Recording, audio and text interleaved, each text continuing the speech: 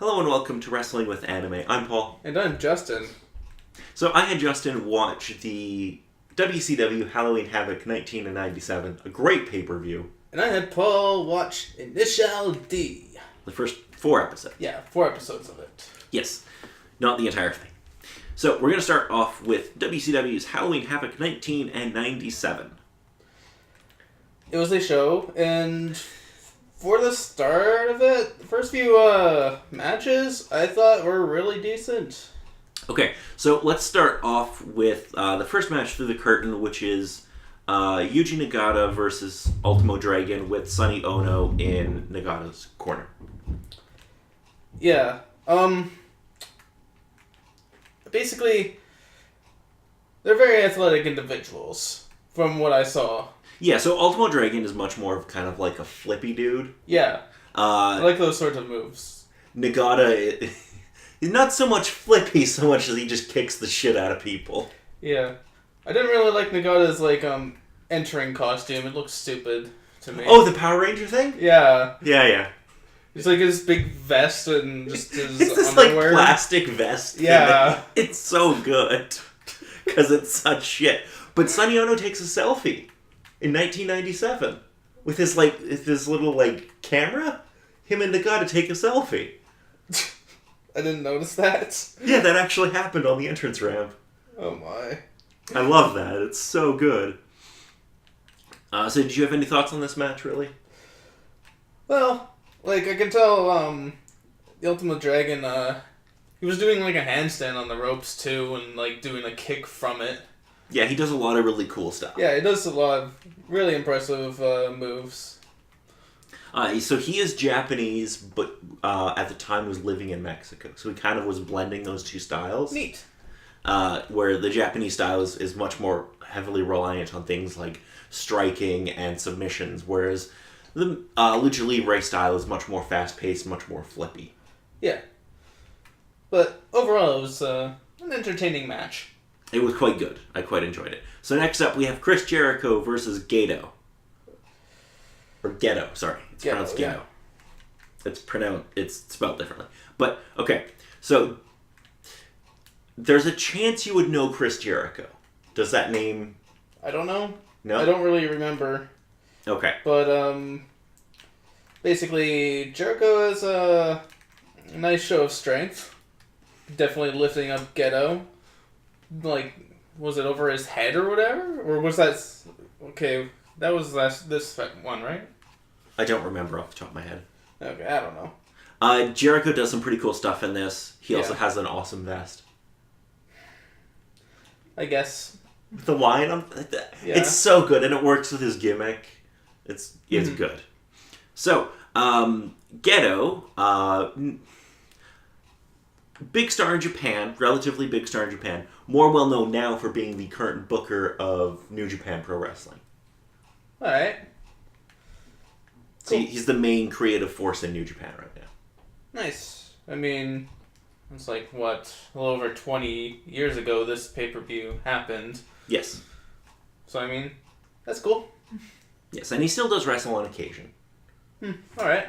And Jericho has gone to New Japan now and is having really a career renaissance there. Getting to just be a complete bastard. So, third match in is basically the reason I gave you this show. So, third match... Mysterio versus Guerrero? Yes. Rey Mysterio this Jr. was a really great match. Goes up against Eddie Guerrero for the WCW Cruiserweight Championship. And this is often considered one of the greatest Cruiserweight Championship matches ever. Okay, and I can probably see why. This was quite a spectacle. Yeah, so... did you know anything about either of these guys going in? Not really. Okay. But, I mean, I like the Mysterio design, even though his mask was just being ripped to shreds. I love that. It's so good, because the whole gimmick is that, Eddie wants to take his mask. Yeah. Because that's a big thing in Lucha, right? Yeah. And Mysterio originally was booked to lose this match and actually have to take his mask off. Whew. Which would have been an incredibly stupid decision that WCW would then do a year or two later anyway. But basically, he literally had that sewn on in case they were going to try to double cross him. Because he was like, I ain't fucking around with this WCW shit. And a good thing too. This was I love his like little fleshy reversals and flips that he does. They both do some really cool shit. Like, they're both really good, and they work really well together. Guerrero being a bit bigger, he's able to do some more power moves on Ray, but yeah, they both just, it's fantastic. It's really cool, it's really, I think it's one of those things that's really easy to show somebody who's not familiar with wrestling, because it's really fast-paced, it's really flippy and impressive. Yes, I would have to agree. Yeah. This was definitely a one that even like a non-wrestling fan could probably see and enjoy. Yeah. So Mysterio ends up winning the Cruiserweight title here from Eddie, and then Eddie attacks him from behind after. Because Eddie's a bastard. Mm-hmm. So next up, we have Alex Wright against Steve Mongo McMichael. So what did you think of Alex Wright? The Johnman.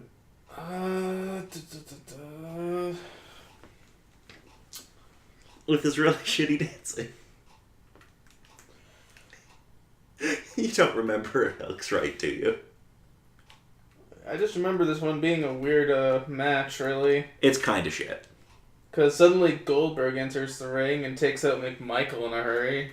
Yes. And then sets up Wright to win the match. Yes.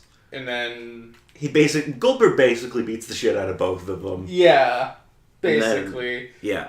Goldberg wins. Yeah, you know what? This is WCW, so that could have been a legit outcome. Because this is a company that would have a match start with two people, a third guy would run in, and they would go, well, you win the title now. That's WCW for you. Okay, and then... So next up is Disco Inferno against Jacqueline. Why this? Because it's... I do have to compliment Disco Inferno's entrance. I mean, he brought the disco. It's so good. Like, the whole package of Disco Inferno is so good.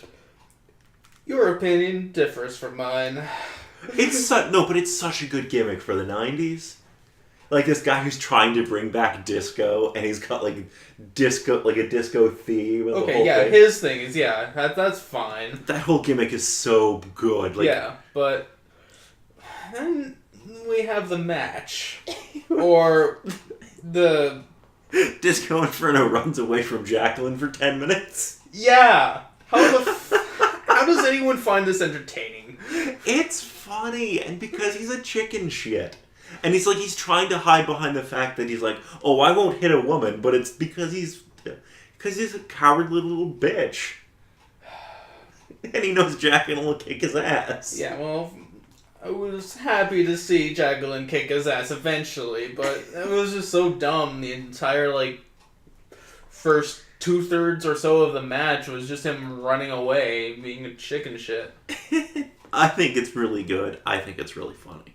It wasn't a wrestling match in the slightest. No, of course it's not. It's primarily meant to be there to give the audience something to laugh at. Because, you've just gone through, the Mysterio Guerrero match, which is really great. And then you're kind of the shit, because Steve Mongo McMichael. The match with him and Alex Wright. And then we're kind of going to break up roughly in the middle of the card. We're going to have something a little more funny. And then we're going to go into the more serious stuff again. Serious?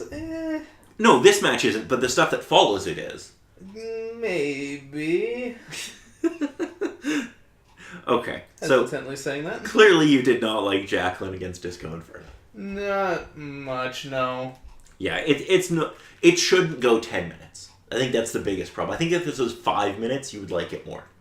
Maybe on the second run away out of the ring, something should have been done immediately. Not the 4th, or 5th, or whatever. I don't know how many times you're thinking it's so good. Anyway, next up is the Nature Boy Ric Flair against Don't Call Me Mr. Perfect Kurt Hennig. Okay. Did Hennig start with Flair's rope? Yes. Okay, that's what I thought.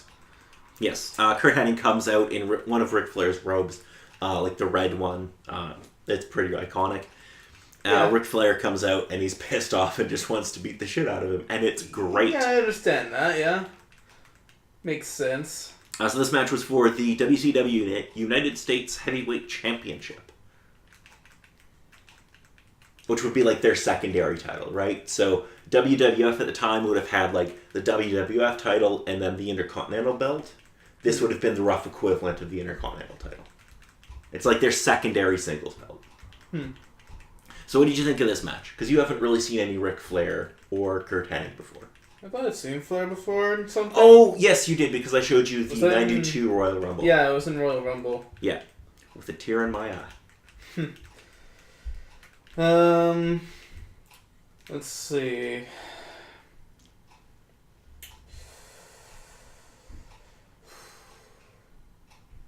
So, I think basically, he tries to just try and slam him with a chair and completely miss, obviously, because, that would probably kill him, maybe. Well, it would have been a disqualification. Yeah, that. For sure. Yeah, I really like this because Flair comes out with such great fire. Yeah. Like, he comes out and he's just like, fuck it, I'm just gonna beat the shit out of this guy. I like the part when he put on his robe again, it's like, yeah, I got my robe, and takes it off. Yeah, it's great. It's like, he had to. Of course he did, he's Ric Flair. It's his robe. He's Ric goddamn Flair. So, the way it ended, I might need to talk about. Okay. So, Flair sets up Hennig on the ropes, and then wraps the belt around his head. Yes. And then stomps on him. Yes. Okay. But it's a disqualification, right? Yeah. And because he's already disqualified at that point, he just continues. Yes. What's the problem? Why? Well, because he was pissed off at Kurt Hennig. So he wanted to beat the fuck out of him. Like, what's the issue here? I don't know. I didn't really care for how it ended at all. I mean, it is kind of a bullshit ending because they don't want to take the belt off Hennig. And, like, you can't really have him beat Ric Flair. But you can't, like, right. they booked themselves into a corner here and they had to find a way out of it. I see. So next up, we have Scott Hall versus Lex Luger with Larry Zbyszko as the special guest referee. I found this match boring. Yeah, I can understand that. It's kind of boring. It was just a match consisting of just holds for like however 10 minutes or so. The match goes 13 minutes. Okay. But I mean, it is Flexi Lexi, and he's not going to do much. Yeah, alright. I mean, Luger, if he's motivated, can be fine. But he's not terribly motivated here. Although, they did something weird in this match as well, with, like, the ref wanted a replay of, like, what happened when Six came onto the stage. Yes. So, I really hate that. The replay showed him completely missing. That's not even the biggest, like, yeah, he whiffs the kick bad, but that's not even the biggest issue. So, this whole thing of getting the replay is kayfabe shattering. Because if you get a replay in this match, why can't you get it in every match? Why can't the referee just go like, hey, wait a minute, I want to see your replay. Oh, hey, wait a minute, Ric Flair punched that guy in the dick. It completely destroys any... I hate it. Yeah. I hate any time they use a replay like that in pro wrestling. I don't see any reason why this match had to be. There were storyline reasons, but it's not very good. I guess. It goes too long. I mean, Scott Hall is really talented, but he's working against Lex goddamn Luger. And Flexi Lexi is a lot not motivated in this. Yeah. Alright. Enough of that match. So let's move on to the Las Vegas sudden death match between Diamond Dallas Page and Randy Macho Man Savage. Ooh yeah! His theme song has just ooh yeah in it. Yep. Of course it does. So what did you think of this match? So this is an anything goes match sort of deal. Eh? Yes. So the basic rules are basically there's no disqualifications, and you have to beat your opponent until they cannot answer a 10 count. So basically like boxing where you knock someone out. I guess so. That's the basic idea. Yeah. So,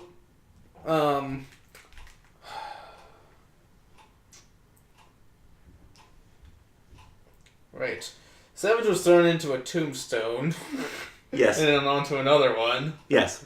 Because he just decided to take the match, like, not just out of the ring, but into the crowd and over to where the graveyard area was. Yeah, because this pay-per-view had a great set. Yeah, it did have a good set. I just found that funny to have it go into the...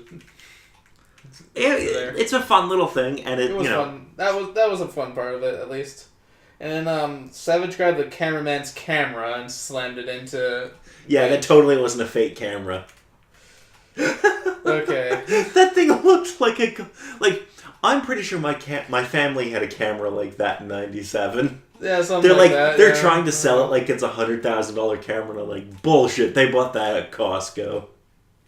Garage sale for like $10. I'm like, that's not a $100,000 TV camera. That's like $500 at Costco.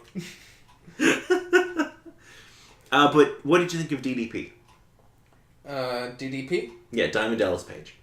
I didn't really have much of an opinion of him. Okay. I just found it to be Savage's opponent. Okay. So you didn't really get a whole lot from DDP in this? Not really. No? Okay. Okay. But, another weird thing about this match was there was a sting or something. Yes. So came out. There's an ongoing storyline throughout the pay-per-view that Hulk Hogan isn't going to wrestle in the main event if WCW doesn't agree that Sting isn't allowed in the building. That's kind of the general overarching story that they're telling. Yeah, but Sting more... Somebody dressed as Sting comes out. Yeah.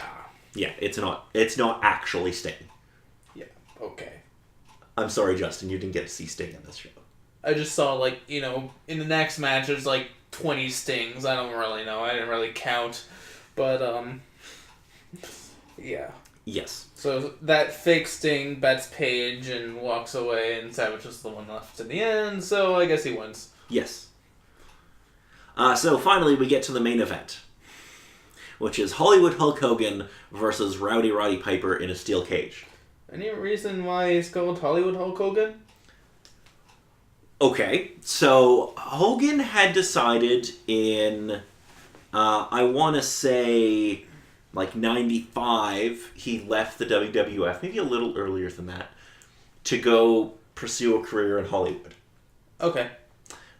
He then managed to make movies such as, I want to say Mr. Nanny, Suburban Commando, and Santa with Muscles. Okay. And got a TV show called Thunder in Paradise.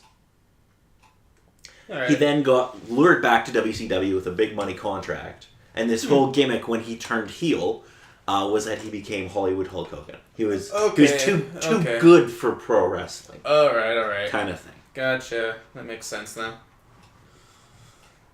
Yeah, so this was your first look at heel Hogan. And then there was also Roddy Piper. Rowdy Roddy Piper. Yep. Who wore a kilt. Yes. Or some sort of kilt. But, obviously... It's like a stripper kilt. Yeah, a stripper kilt, but at least he's wearing, He's wearing his gear underneath. Yeah, he's wearing his gear They weren't going to let him run around with his cock in the air, flapping around. That's all I see wrestling, is just a few naked men just battling it out. Come back here, Hogan. I mean, sure, I would understand with Hogan trying to get out of the cage. Well, I mean, that is the whole point of the cage match, right? Is it? Because WCW sure doesn't fucking seem to know. Yeah, I don't... Yeah, okay, sure. What because, okay. They left the gate open, and then they both ended up leaving. You know, shouldn't that just be the end of it right there? In WWF, it would be. But this is WCW, and they don't know the goddamn rules to pro wrestling. Okay. Or their own match stipulations, or fucking anything. Yeah. So, they try to promote this almost as if it's a world title match. Really? That was kind of the idea. Like, they were... I don't think they ever actually said it's for the world title, but it's kind of like, well, it's a Hogan main event, it's probably for the belt. So they're kind of sucking the audience in here because this wasn't for the belt. That's why Hogan lost. Yeah. Yeah. Although, yeah. And he had a really shitty match with Roddy Piper. Oh, fuck, this was bad. Yeah. Not a great final match. Did they actually do anything in this? I don't really know if they did much. I mean... I don't think they did. I mean, sure, as Hogan was trying to climb out, basically, I saw, what was it, Piper trying to chew his ass back into the ring. Piper bit him on the ass. I was like, that is what I saw, right? I had to replay that. I'm like, that is what I saw. God damn it. It's such a shit main event. And, like, this is kind of the biggest problem that WCW had, is they would have great matches like Mysterio versus Guerrero on the undercard. They had that. They had that on the undercard, and then this is the kind of main event they would put on. It's like, oh boy, it's Hulk Hogan, guys. He can still kind of move. Oh yeah, and there was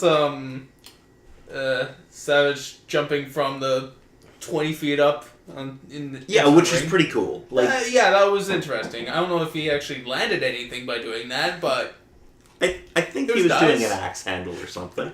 Something like that. That happened.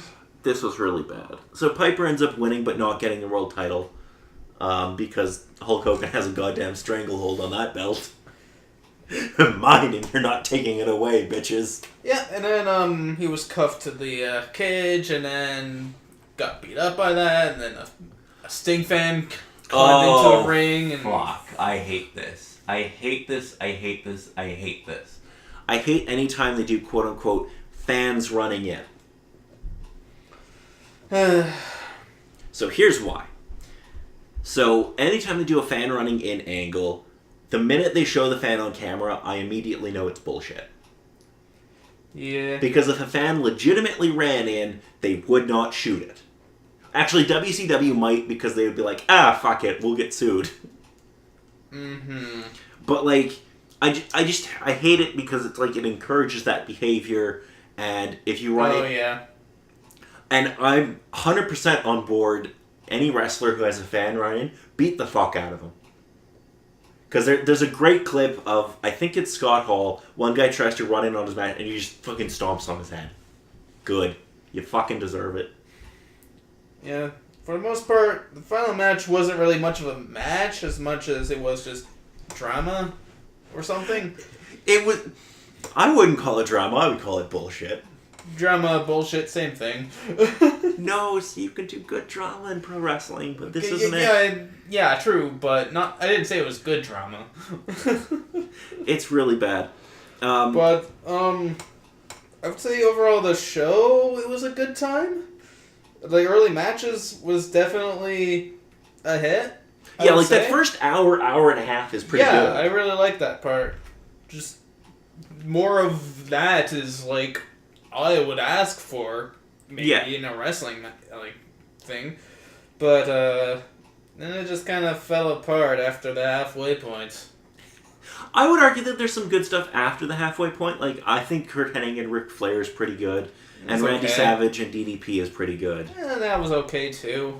But yeah, Hogan and Piper is pretty bad. Luger and Hall, meh. And Jacqueline and Disco Inferno will be hit or miss, depending on the person. Yeah, that was a miss for me. I'm not saying I love it. I'm saying 10 minutes is too long for that, and it should have been like 5. But I would have been fine if it was 5 minutes. Yeah, really. So, is there anybody on this show that you would want to see more of? Probably more Mysterio, honestly. I mean, I don't know if that was his best, or if there are any other shows that he's done any better. Mysterio has had a bunch of really good matches. Alright. What about somebody like Eddie Guerrero? Maybe. I mean, he was his opponent in that match. Maybe, I don't know. Okay. Anybody else that kind of, you were like, I want to know more about that person? Probably Ultimate Dragon? Ultimo Dragon? Okay. Yeah. Okay. Cool. I don't know, I like the luchador or mask type of wrestlers in this sort of thing. I find that angle to be interesting. Yes. A lot of the WCW is kind of the company that introduced that to the mainstream in the West. Alright. They were the ones that were kind of like, let's bring in Guerrero, let's bring in Mysterio, let's bring in those kind of guys. Alright. Okay, so if there's nothing else, I guess we'll move on to Initial D. Yes. So, why don't you kind of briefly explain what Initial D is? It is basically a street racing anime. Where basically there's these gangs that they race in their cars and going downhill on these. It's this like curvy road in somewhere in Japan. I don't remember the name of this city.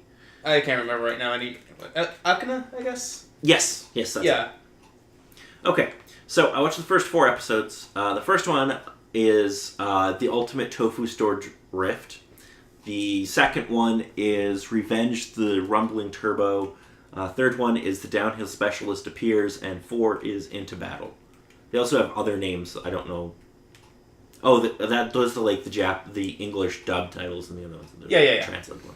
Okay, so I was a little surprised that this came out in 1998. Yes, this is a 90s anime.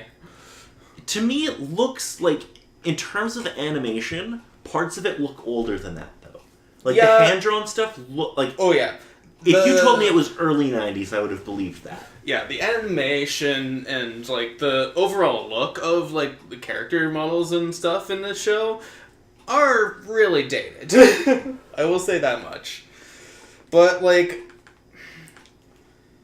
the entertainment comes from basically more or less the music and a bit of the drama with the racing and stuff like that. Okay, so there are parts of the episodes where they're doing the cars, like racing or going downhill or whatever, and they do like CGI. Oh yes, they do some I'm like, CG. That is some reboot level shit right there. Oh yes, the CG is like some level of... The only problem is Reboot came out in 94. And this looks worse than goddamn Reboot. Although I do love Reboot. Even though it's kind of shit. The CG does get better in, like, later seasons of the show, but, like... Well, it couldn't get much goddamn worse. No, it couldn't, really. Well, actually, maybe it could, but... Yeah, okay. So, So, the first episode, it basically sets up the entire series, actually. Yeah, so the main character is, like, a high school student who appears to be, like, really uninterested in cars and everything. And yet he's been driving for, like, 5 years. Yeah. And he's delivering tofu. His best friend is all like, we have to buy a car. Because reasons. Or specifically the Torino 86. Yeah. Which the main character himself doesn't realize he's driving. Yeah, he's like, he's not a car person and he's a complete dumbass. Yet, he also works at a gas station? Yeah, but I mean, he's just pumping gas. You don't really have to know shit to do that. Yeah, but I mean, he has friends that know cars. Yeah. So, the kind of things like you're driving in an 860, you didn't know. Yeah, but I have friends that know anime, and it still makes me ill. Fine. So they go to meet up with the Akana Speedstars, which are like this group that run on this hill in their town, and they're all like, look at us, we're super cool. Yeah, but then the Red Suns come and they basically challenge them. Yes, to a race down the hill. Yep. Which happens in like the 4th episode, kind of. Yeah, it sets it up for the 4th episode, basically. And I guess into the 5th, because the 4th one ends kind of partway through the race. I'll say into the 5th episode. It kind of ends after 5-10 minutes into it, because I'll just spoil it. Yeah, your main hero in the 8-6 wins the race. Well, of course he does. Because, he's gonna get his full tank of gas. I just love that's his motivation. Yes, his motivation is for that full tank of gas so he can go on that hot date to the beach. Yes. That is 10 on 10. Yes. That is so good. So these other folks, the Red Suns, come and they're all like, we're gonna take over, and these two brothers, they want to set records on all these different tracks throughout Japan. Basically what's ended up happening is what's his face? Fujiwara, I can't remember his first name right now. He joins up with the Red Suns guys and goes on tour basically to do that sort of thing. Eventually. I don't understand. There's one thing I don't understand. So they're these street racers, right? Yep. And they want to set all these records on these different tracks throughout Japan. Yep. Okay, I can understand that. And then they're like, then we can basically retire. Are they hoping to get endorsement deals or something? I don't know. Because I don't know if there's prize money or anything involved in any of this. There can't be much because they're all high school kids. So what if they each thrown in $20? I would say the other guys are a little bit older. Okay, maybe early 20s, but they're not. I don't know. That didn't make a whole lot of sense to me, but... But there is one more thing to mention about this entire show. It's the music. Yes. So it is... What is your opinion on the music? I don't know what to refer to it as. It's Eurobeat. Is that what it's called? That's the genre. Okay. So... if they took out the lyrics... Really? I would like it a lot more. Really? Yes.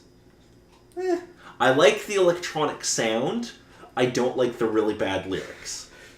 You don't like Running in the 90s? No, I did not. You did not really? No.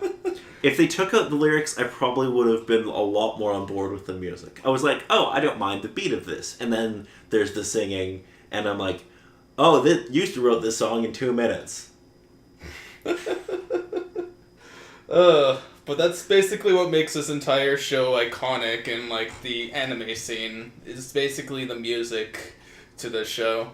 I like the music. I don't like the lyrics. That's the biggest problem I have. I'm like, I don't think there's too many music tracks per se that are just instrumental. They all have lyrics in some way, or there's just the original score playing in other episodes that are just instrumental. But whenever there's a big driving scene going on, there's gonna be a Eurobeat vocal track going on. Yeah, I was not a fan of the vocals. But other than that, I quite enjoyed this. It is a fun time, to be quite honest. It is. And the nice thing was, it was all on Funimation's YouTube channel. Yep. The first 4 episodes are up there dubbed. For some reason, they don't have anything after episode that 4. is It's all subbed after that. And I'm like, well, I'm never going to watch it now. Although, I would say, I watched the entire series subbed, but then I went back and watched the first 4 episodes again. I watched those dubbed. The dub isn't too bad, from what I watched. I thought it would be a lot worse. No, the only reason, I'm saying I wouldn't watch more is because they don't have the dub ones up on YouTube. Okay. If those were there, I would probably put it on while I was doing something else. And be like, yeah, this is fine to have on in the background. Mm-hmm. It would take over a place of something like a Law and Order. That's my review of it. It's as good as Law and Order. I'll take that as a compliment.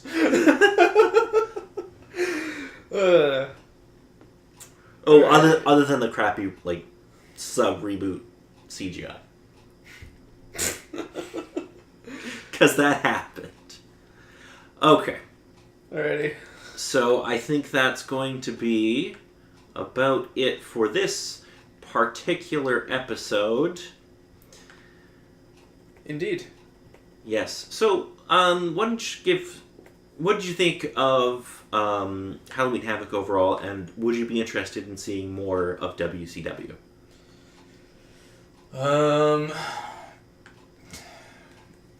I kind of like, some of the matches in WCW. There are some matches that I don't like as well. It's kind of a mixed bag of yes, I like and no, I don't like. So I'm not really sure what to say on that, really. Okay. But overall, the event was, entertaining. Okay. So, yeah, I think the big thing you're running into is what a lot of people do with WCW, where it's great undercard, and then you get the main event. Yeah. And the main event is crap. But I can give you the next show you will be watching. You will be watching another WCW event. Oh boy. And from the same year, actually. Yay. It will be WCW Starrcade 1997. Which would be equivalent to, like, their WrestleMania. Okay. Yes. So, I'm going to just quickly tell you the main event of this show. The main event of this show is Hollywood Hulk Hogan. Of course. Versus Sting. Does this take place before or after? After. After? A couple of months after. Okay, so it's like in December or something. Yeah. Okay. It's like end of December sometime. You'll also get to see Eddie Guerrero against Dean Malenko, Goldberg against Steve McMichael, Perry Saturn against Chris Benoit. Don't Google Chris Benoit. I get to see a Chris Benoit match, eh? Yes. Have you seen any Chris Benoit matches? I don't think so. No. I guess those have all been on things I've shown David. Alrighty, well that'll be interesting to see how you feel about Chris Benoit. Okay. So, until then, I'm Paul. And I'm Justin. Just incredible.